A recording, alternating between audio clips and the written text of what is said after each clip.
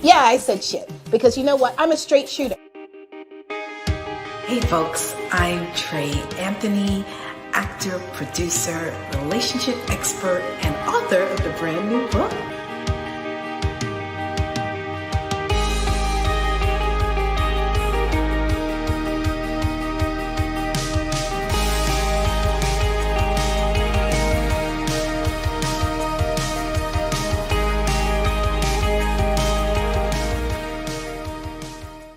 Well, joining me today is a motivational speaker, writer, producer, and best-selling author. She's often referred to as Oprah's little sister, and her new book, Black Girl in Love with Herself, A Guide to Self-Love, Healing, and Creating the Life That You Truly Deserve, is the book that she wrote because it was the one that she needed to read.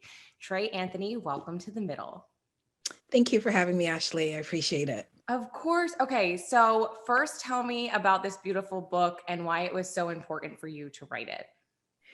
Yeah, for me, I've always been one of those people who have been really invested in self-growth, self-love, working on yourself. I don't think there is a self-help book out there that I haven't read, right?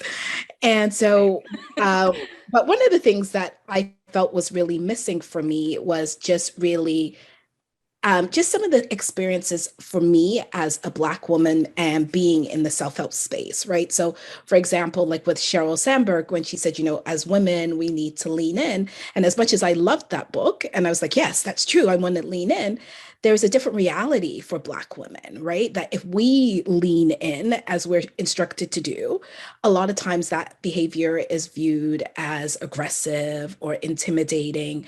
There's a lot of stuff around, being strong as women, right? And a lot of self-help books are like, you need to be strong. And that's true. But for Black women, it also really affects us in the way of like, we've had a lifetime of being strong. And what we really need to learn is how to be vulnerable, right? And there's that trope of the strong Black woman, which I mentioned in the book, which is actually killing us, right? So it's not a coincidence that Black women are, suffering the most from hypertension and heart failure and diabetes and stroke and stress and all of those kind of things. And so for me, I just really wanted to address a book about that. So when I approached Hay House, which was funny enough, when I approached Hay House about the book, I said, I want to write this book about, Black women and, how our lives are affected and what the self-help market looks like for us.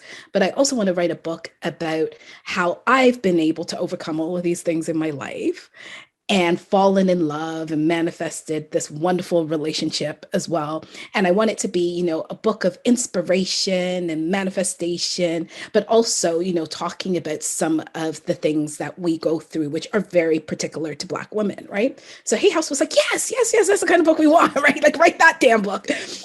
And so I was really excited because at that time too, I thought I was in a relationship that was a healthy relationship. I'd been with my partner for nearly 4 years. And and I just felt that I had manifested the relationship of my life. And then 5 months before my first edit was due to Hay House, I got a text from my partner saying, I no longer want to do this. And I was like, pardon me? Right. So I was going like, no, that's not what we're doing. Because I'm writing a book about how great our love is as well and manifesting you. So no, this isn't the time for you to break up with me. Right. And he was fully aware, I'm sure, of. Yes. Yeah. So I was just kind of like, oh, I don't think this is a good idea.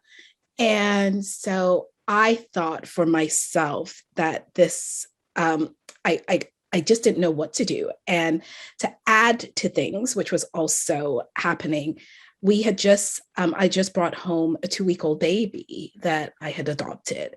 So I was a new mom, right? Going through a breakup, ending a relationship. And I called Hay House and I said, I can't write this book. like I would feel like a fraud. Like, how can I write this book telling Black women of, how to manifest a great love and how to, write down things and visualize your life and how to take care of yourself when I missed this tsunami that was hitting my own life, right? And so my editor at that time said, then what book can you write? Like, what is it that you're going to write? And I think too, they were kind of like, we've already given you the advancements. You better write something, right?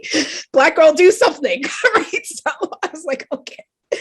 And I said, the book I can write. And it became such a different book, Ashley, was a book where I said, I can write how you become so invested in your relationship and what it means to be chosen as a woman. And for me, I was one of those people, I was checking every single day on Instagram and Facebook how many likes a post would get of me and my partner, but I wasn't checking in on myself to say, are you actually happy in this relationship? And so I said to my editor, that's the book I want to write, of how as women, we sometimes get lost in a relationship and what happens when your whole life blows up in your face and you find yourself on the bathroom floor going, what the hell happened? And that's what this book became. And honestly, I'm sorry that you had to go through all of that. And of course, everything at the same time, as always, yes. When it rains, it pours. But I think that does create the book that more people like yourself needed to read and needed to see. So thank you for your struggles. I also thoroughly appreciate that this book discusses what Black women need from white women to have friendships. Can you give me some examples without giving too much away? Yeah, for sure. For me, I write in the book, like I have two close friends who are whites. And I, as I mentioned in the book, I said, I am very particular about saying if white women could be my friends, right? And I said, I'm really invested in friendships where people can recognize their privilege and also be allies, but be very active allies, right? So one of the things that I really appreciate for my friends who, when they speak up for me and recognize, like, for example, I have a Black son, right, who I'm raising right now in the South, who's 2, but I'm thinking about all of these things.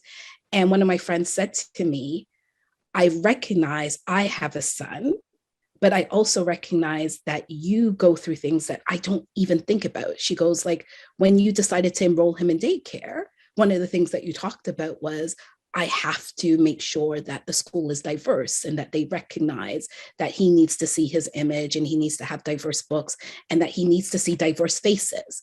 She goes, I didn't even have to think about those things, right? Well, I just, and she goes, and one of the things that I always think about is when you talk about even watching Netflix. And she says, you turn on the TV and you say, the only things he can watch is pretty much Barney, right? Because everything in the children's space is so white, right? And so it's things like that I really want, I think, for white women to just also recognize that you move through the world in a different way. And how can we leverage that, right? And how can we be allies, right? And I talk about also my own self, right? Like, I recognize how I have privilege, right? Like, I recognize that some of my friends who are in wheelchairs, for example, right? I recognize that I move through the world and I don't have to think about, is a space accessible for me when I'm going out to dinner? But when I'm going out with my friends who happen to use wheelchairs, I have to start to think about that. And I shouldn't put it on them to call a restaurant to say, is this accessible? That should be on me because I'm the one with the privilege. So it's things like that where I say that if we're going to be friends, you also have to recognize where you get unearned privilege, right? And that's what I say. And so for me, it's about having these really honest conversations. And as I said to my friend who has a white son, I said, she goes, I now go up to the school. And she goes, the first day of school, I went and I said, this class is lacking diversity. And she goes, because I recognize, even though your son's not coming to the school, there's other Black children coming to the school. So that's the least I can do. I have another friend who's in filmmaking class right now. And she said, all of the filmmakers were white men. And I put up my hand and I said, what happened to all the other filmmakers of color? No, I think that everyone who, especially over the last year and a half, has called themselves allies or said, Yeah. you know, I think most people are coming from such a good place and have good intention, but I think everyone who maybe thinks that they are or thinks or wants to be or wants to just do better should read this book, because I think the way that you write is just so understandable and relatable. So Yeah. it's important. Everybody should read it. I want to talk a little bit more about you, because you are a true Renaissance woman, from writing to speaking to TV. You Mhm. do so much. What is Yeah. your favorite thing to do? What brings you the most joy? Definitely speaking, Okay. meeting my fans and speaking and inspiring women and motivating them. I always say there's not a stage that I've seen that I don't want to be on, right? Like, Were I you love always it. like that from the time you were little? Always. I've always been like that. And I've been very fortunate that I had like a grandma and mom who really encouraged that in me.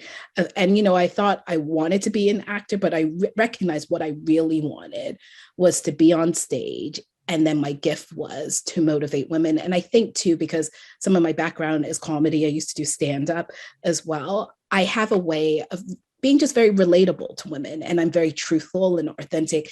And I talk about all of the ways that I have messed up and all of the things that I have gone through. And so for me, it's being about really being in that moment and learning from that lesson, but also knowing the biggest thing that I can do is to share that lesson in a really vulnerable, sometimes very comedic, but also in a way that sometimes people always say, even when they read the book, Black Girl in Love with Herself, they talk about that they're laughing and then one minute they're crying and then they're another minute going, oh my gosh, I thought I was the only one, right? So that's really important to me, that level of transparency and authenticity.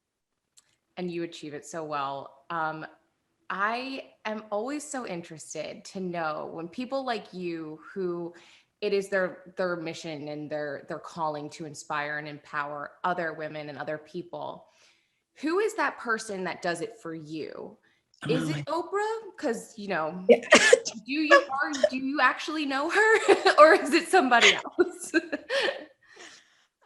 It's funny. In the book, I talk about how much Oprah has been an influence for me. I think for me, being a Black girl, growing up working class, you know, I used to definitely struggle with my weight and be very chubby. So to see a Black woman on TV who looked like me was just, it just really made me go, oh, okay, it's possible for someone like me. So definitely she was and still remains a huge inspiration to me. You know, Lisa Nichols, Tony Robbins, all of those people who are spending their lives like motivating people. It really, yeah, they really just make me think like it's possible to make change and walk in your purpose and go, okay, this is what I'm supposed to be doing with my life.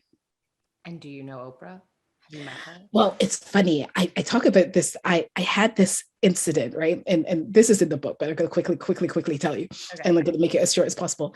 So there was a time where Oprah was coming to Toronto for the film festival, right? And so I'm a big visualization, big manifestation person.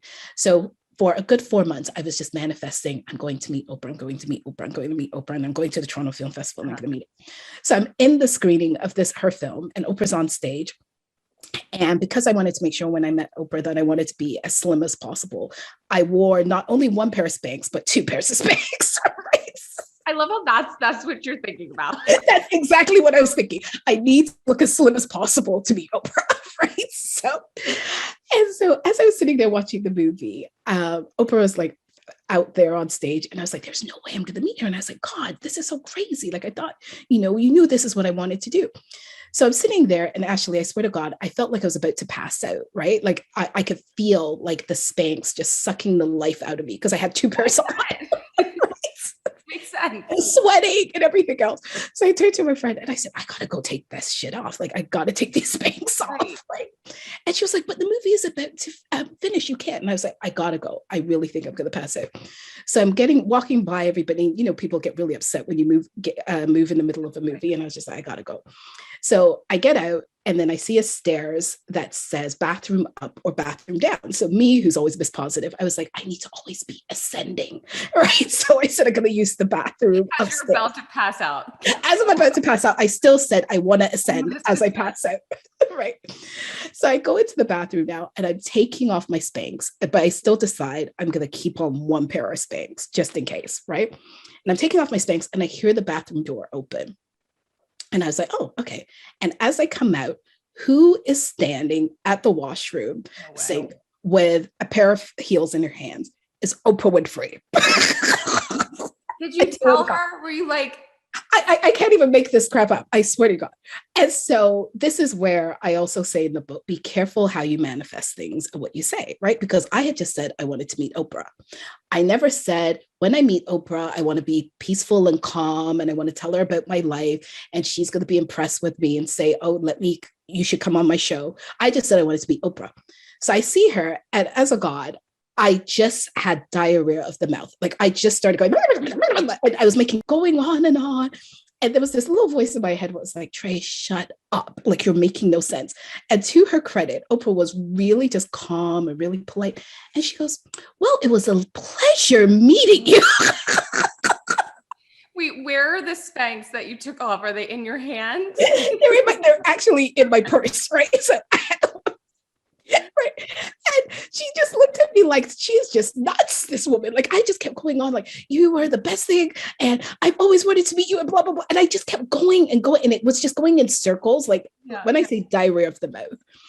And I could see she was just like, get me out of here. Somebody, and I thought she would have security or something. Nobody. She just was very graceful. And she goes, well, I wish you luck.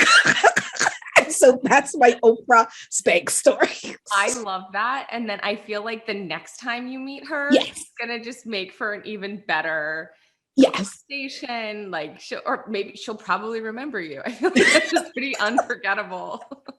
Meet cute, if you will. That is what I'm hoping. So now I've been manifesting saying I'm going to be on Super Soul Sunday with Oprah speaking about my book, Black Girl in Love, and she's going to love it. And we're going to have a wonderful, amazing, calm conversation. So that is one of the lessons I tell people, be careful how you manifest things. I love it. I want to know what is next on your goal list, which I'm always hesitant. I hate to ask people that accomplish so much, but I want to know. So what's Well, right now, I've had a few production houses and producers really interested in adapting the book into a TV series. So I've been working on adapting it of what it will look like. And I'm really excited about that. And then I'm also planning a cross tour. Hopefully, we will be safe and be able to do that. But I'm going to be going to Toronto, Atlanta, Detroit, LA, and Chicago, all starting in February of 2022. It just sounds so crazy to say that. Yeah. So hopefully, it will be a safe and wonderful tour and we'll be all able to get together. But that's the biggest things that I'm working on currently. Oh, I love it. Well, please keep me posted, especially on the adaptation. I'm all about adaptation. So, oh yes, for sure. And in the meantime, everybody, if you have not read it, Black Girl in Love is available now.